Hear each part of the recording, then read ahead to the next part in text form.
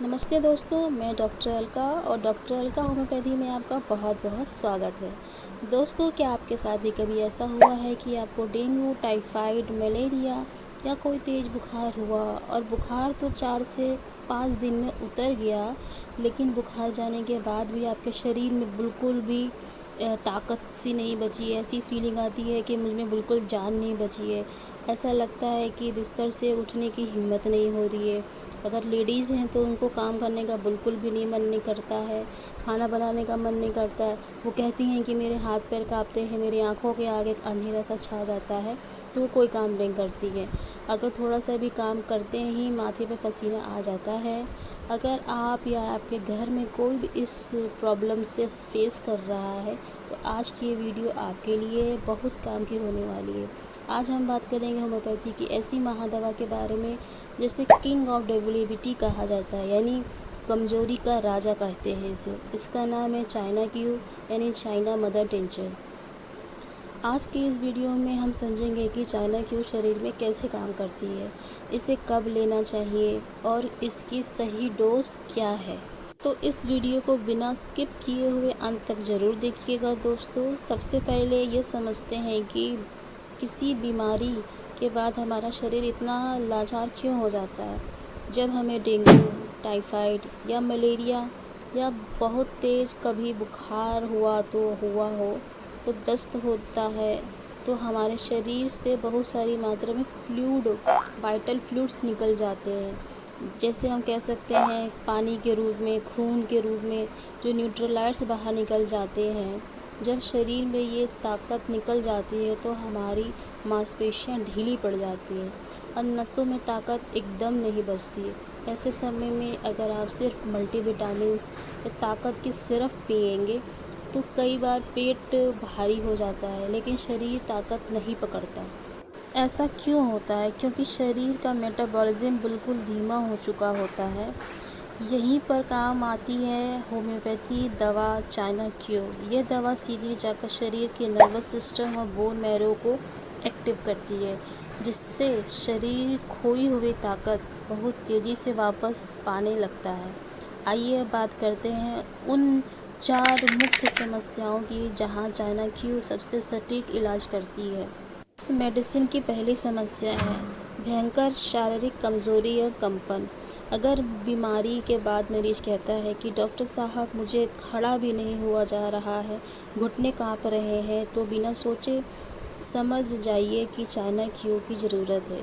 यह नसों को ताकत देकर तुरंत सुस्ती दूर करती है। इसकी दूसरी समस्या है डेंगू मलेरिया के बाद खून और प्लेटलेट की कमी। डेंगू बुखार में जब प्लेटलेट गिर जाते हैं या हीमोग्लोबिन कम हो जाता है, तो ये mother tincture red blood cells और प्लेटलेट के प्रोडक्शन को तेज़ी से बूस्ट करती है। तीसरी समस्या है पेट, गैस और बदहजमी। इसका मरीज जैसे ही थोड़ा सा खाना खाता है, पूरा पेट इसका ढोल की तरह फूल जाता है, पेट में हवा भर जाती है और भारीपन रहता है। चाइना क्यू मदर टिंचर पाचन को तुरंत ठीक करती है। इसका चौथा और आखिरी समस्या ये है कि बीमारी के बाद रात में पसीना आना। कई लोगों को बीमारी ठीक होने के बाद रात में सोते समय छाती और गर्दन पर बहुत पसीना आता है। यह अत्यधिक कमजोरी का लक्षण है, जिसे चाइना क्यू मदर टिंचर हम अगर पेशेंट को देंगे तो उसकी समस्या 3 से 4 दिन में ठीक कर देती है।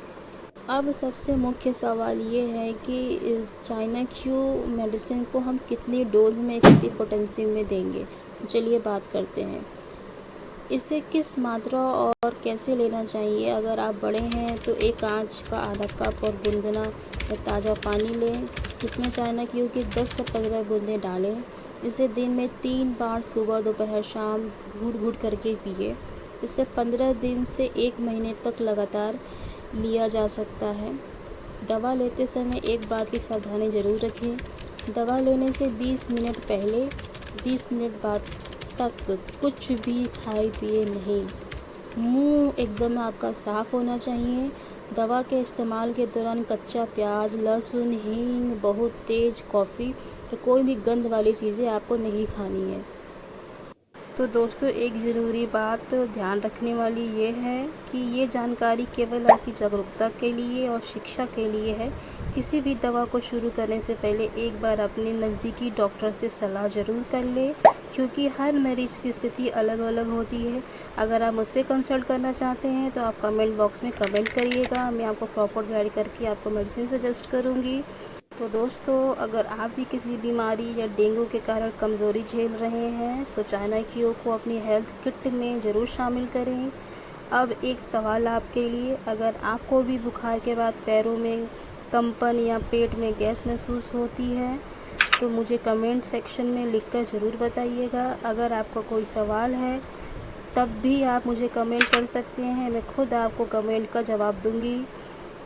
तो दोस्तों अगर आपको ये जानकारी पसंद आई है तो वीडियो को लाइक ज़रूर करिएगा और अपने दोस्तों के साथ शेयर ज़रूर करें।